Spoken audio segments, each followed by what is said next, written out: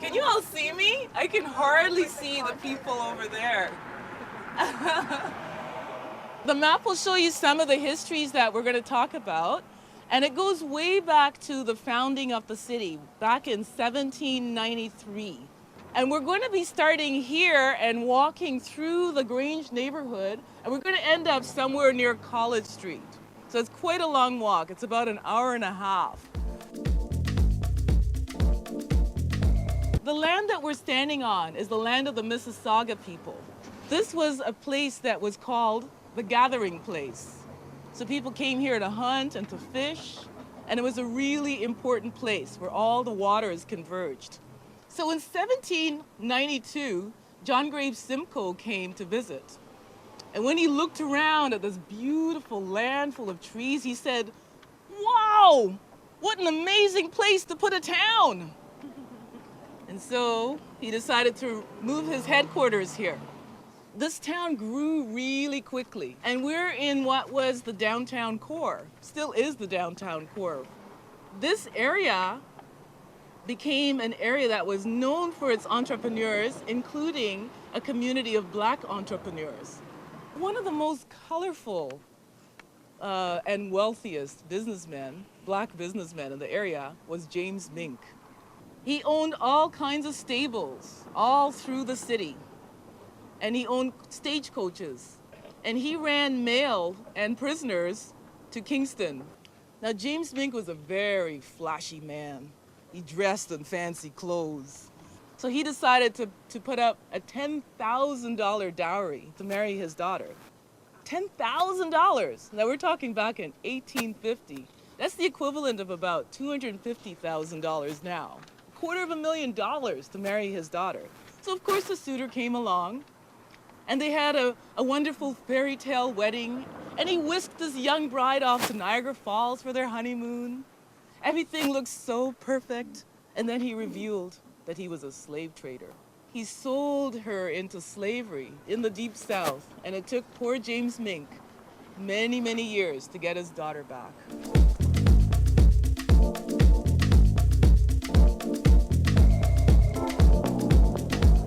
Now, this story takes place right in the very beginning of the town of York, 1793.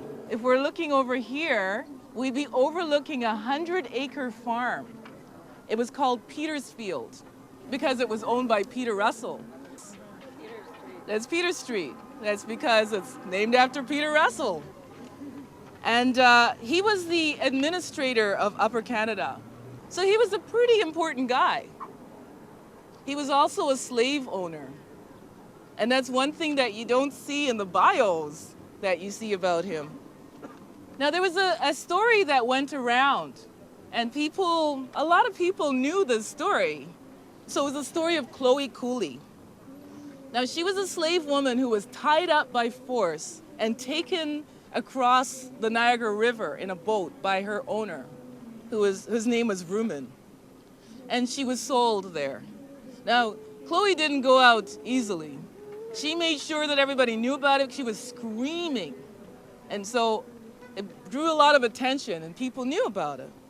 Finally, John Graves Simcoe heard about it. When Governor Simcoe heard about it, he wanted to do something about it. He wanted to do something about it, but he couldn't. Why do you think he couldn't? Why do you think he couldn't? Slavery was legal. Against the law. Exactly. It was not against the law. Slavery was legal. 11 out of 25 of the MPs, the founding fathers, were slave owners. In fact, they were allowed to bring slaves here duty-free. So unfortunately, that bill got voted down. But there was a compromise. It meant that no new slaves would be imported to Upper Canada. That was good news for people coming in. It meant as soon as they got here, they'd be free. But it wasn't such good news for the people that were here already, including Peggy Pompadour, who was a slave of Peter Russell. So Peggy was married to a free man, but she was owned by Peter Russell.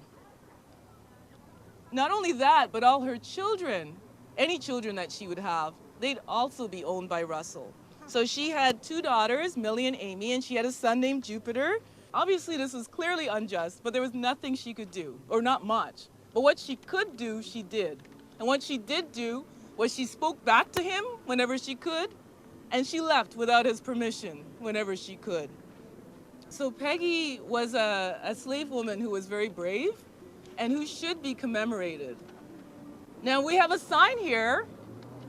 We have a sign here. It's just a little sign, but it's something to make sure that everyone knows that Peggy was here.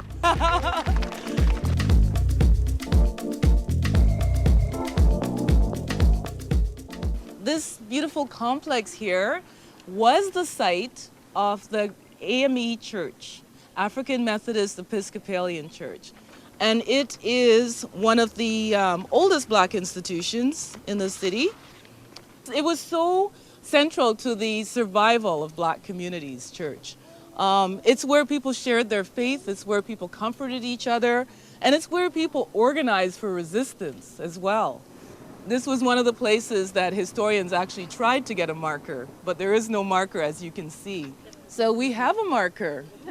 Where's the marker? Okay, so this marker ensures that people know the history of the Grant AME Church.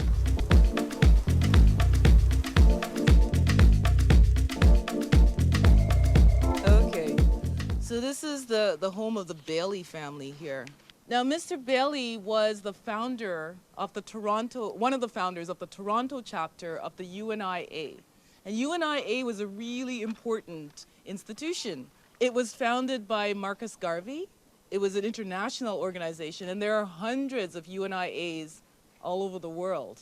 And the history that happened here was that in 1937, there was an international conference of UNIAs in Toronto.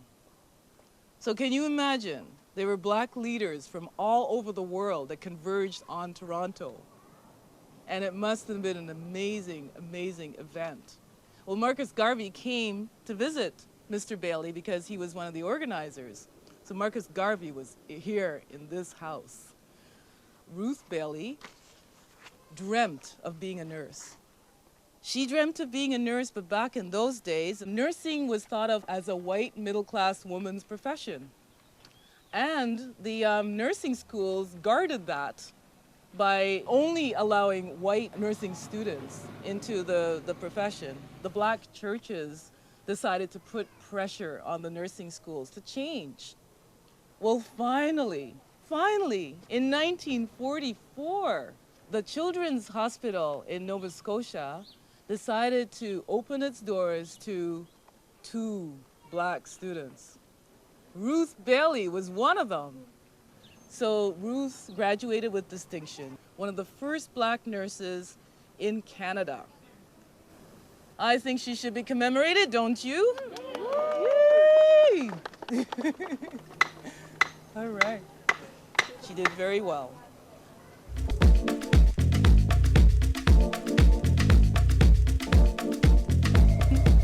So in 1914, a 16-year-old Cuban boy named Harry Gary came here all by himself, and he boarded with a family called the Renwicks, a young couple that lived here at 180 Grange Avenue. Now, when Harry came here, he got a job as a sleeping car porter, which was one of the few jobs available to Black men in those days. And because the railways went all across the country, they knew the country like the backs of their hands. Not only that, but it was really handy because they were able to organize resistance. And the resistance of the Black sleeping car porters was a really important part of that history. So there's a skating rink, as I discovered, at Bathurst and Dundas, and it's named after Gary. Does anyone know why? One day, Harry Jr. came home, and this is his son now, this is 1945, and they were going up to a skating rink called the Icelandia that was way up at Yonge and St. Clair. Well, Harry Jr. got turned down. He was told that they don't serve Negroes here. Harry Sr. was really angry, so he decided to march down to City Hall and see the mayor, and he did. He said, okay, there's no laws that say that you have to admit young Black boys to skating rinks, But if there was a war, would he be expected to serve?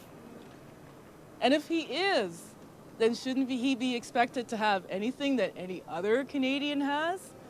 And so 2 years later, there was a law that was passed through the city to make discrimination based on race illegal. So that is the reason that Harry Gary skating rink exists.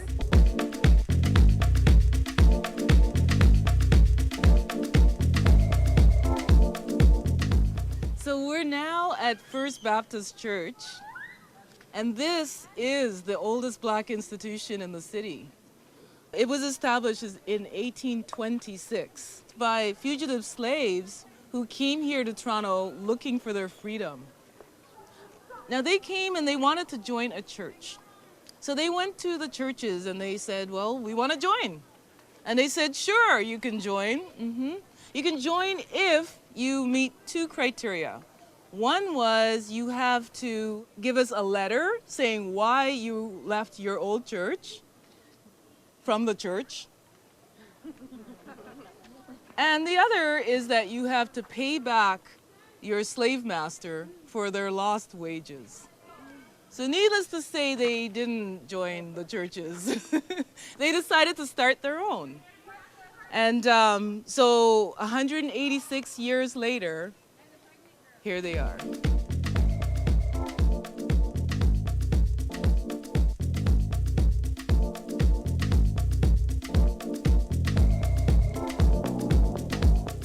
We're standing in front of the home of George Brown.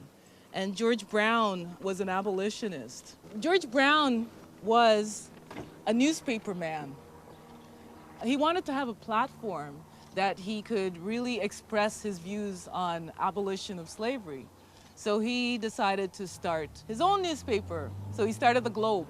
And one day, as the story has it, he was out driving in his carriage, and somehow his horse got spooked.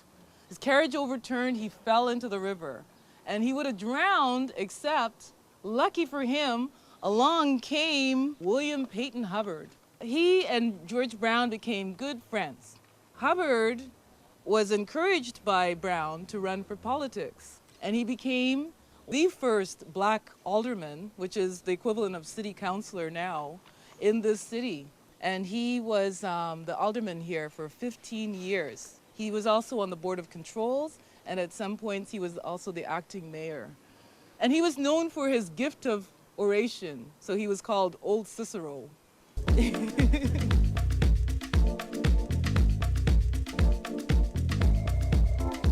This plaque here is to commemorate someone who is pretty special. I wish I had met him. His name was Donald Willard Moore.